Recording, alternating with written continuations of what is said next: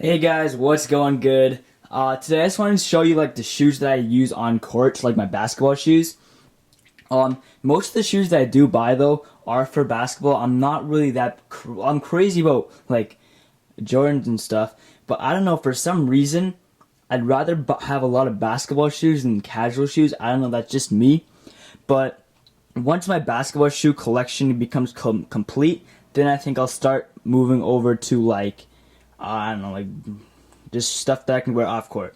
So like pennies or whatever. Like pennies are good on court, but I think the only thing that I don't need basketball shoes. Obviously, this is all I want, but the only one that I kind of want now is, or sorry, there's two. There's the for some reason I want Kobe 8s because everybody's saying like they're crazy good and whatever, but you know what? I actually kind of really like them. I got the Kobe 7s and I think they're perfectly fine. Like a lot of people say that they're really stiff and what I'll get into that actually. But yeah, any pair of Jordans, any pair of retro Jordans with a herringbone traction or any good traction that works on a dusty court. And I'm kind of feeling the top 10 2000s. I don't know, like recently I've been seeing really good prices on them, like below $70, which is good. So we'll see. I'm traveling to the United States pretty soon, like next weekend. So I'll see what I can find there, and maybe you guys may see a video. So let's just get into my on-court shoes. So the first one is the Kobe 7. These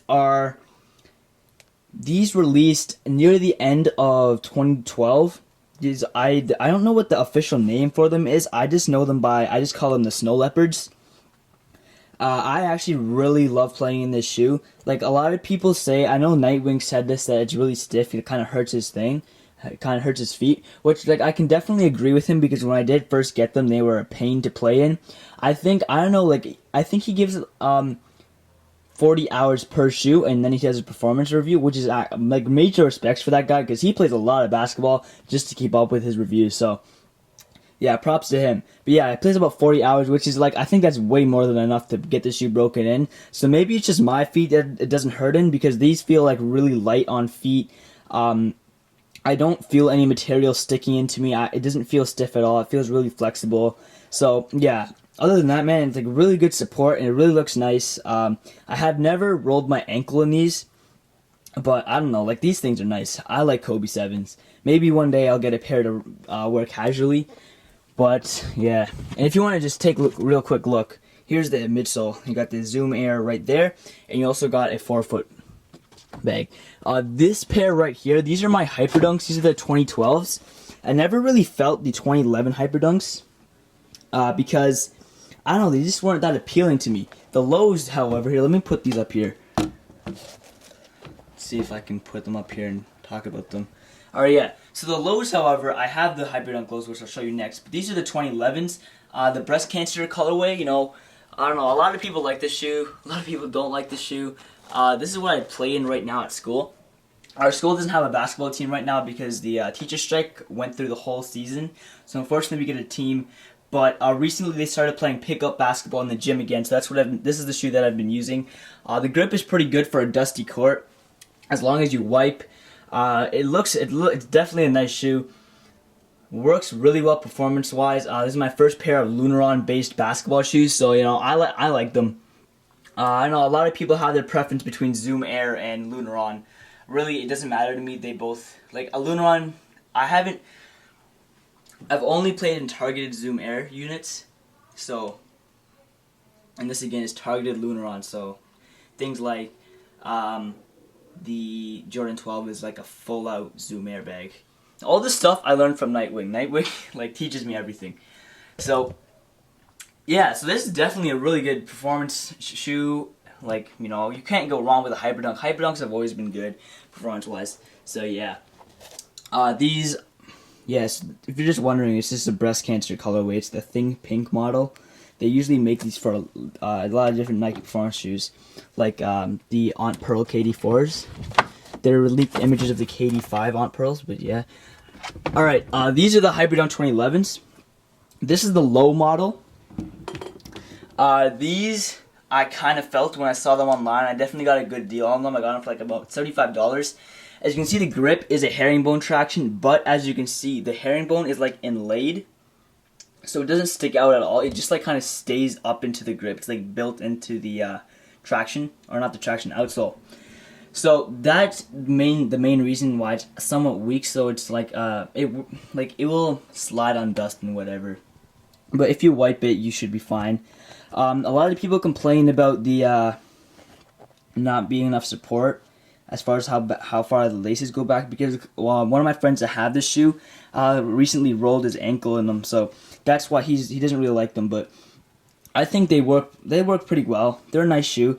I did a lace swap, as you can see on them. Yeah, the insole's changed. It just came with a standard insole, but I put in an Adidas insole.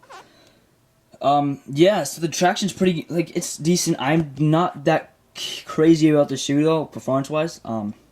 I think if you're playing on a perfectly clean court, they're good, polished and everything. But if there's some dust and whatever, I don't know. I have other shoes that work better on a dusty court, so that's why I don't play in these all that often. But honestly, guys, this is a really nice shoe. You can walk this casually, or rock them casually, play in them. It doesn't matter. Like this, definitely. Like, I'm pretty picky when it comes to basketball shoes, so don't listen to me entirely. Like, don't make my decisions alter. You know, I'm just alter your buying decisions, but yeah, they're definitely a nice shoe. I'm not gonna lie. My preference is to have a good grip is my main thing. So these things, KD5s, these have been everybody's been going crazy over the KD5s, especially people my age. I'm like 15 years old. A lot of my friends are 16. I'm just born in November, so people are going crazy over the KD5s because a lot of high school basketball players, middle school basketball players, they don't have enough money to drop like $200 on a pair of basketball shoes like LeBron 10s or whatever. So the KD5s are definitely a good performance shoe. You know, last year they needed improvements, and Nike definitely stepped up their KDs. But you know, that price point at $115 for this shoe is like, you can't go wrong. Like, this is probably one at the current moment. I think this and the the Kobe 8 are the top two performance shoes. And this shoe, you get a bang for your buck, definitely. Like, a lot of the shoes, they overprice it because you're paying $200, not getting a good quality basketball shoe. I would pay maximum $175, but Katie like knows that, you know, everybody doesn't have the money to go crazy over basketball shoes, so that's why this shoe is definitely a good performance shoe. A really good price. You get a bang for your buck. The traction is amazing. Even though it's storytelling, it's better than a lot of herringbone tractions, and it's up there with like the CP3.6. You got the airbag in the back, Zoom Air in the front forefoot. Really good fit, nice materials.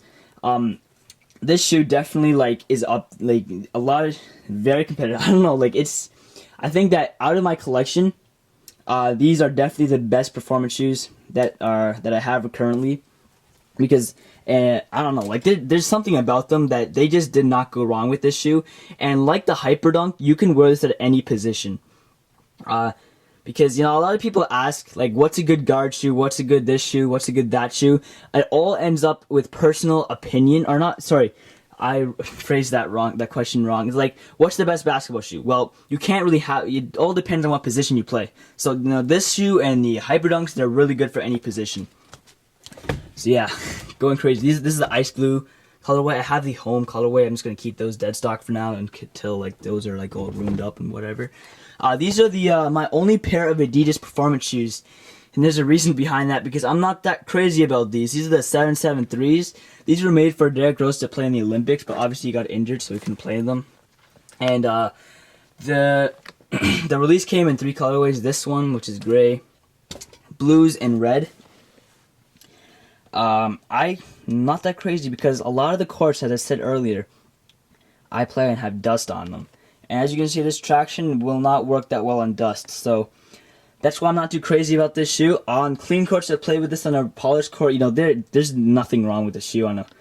Really, the only thing that matters to me is the traction. So I don't care about breathability. Support's always good. All that stuff's good. But the thing that always stands out to me is traction. These don't cut it for me. If you're playing on a perfectly clean court, I know Damian Lillard, at the beginning of his season, he played in top 10 2000s, but he switched to these. And now he's playing like 3.5s or whatever.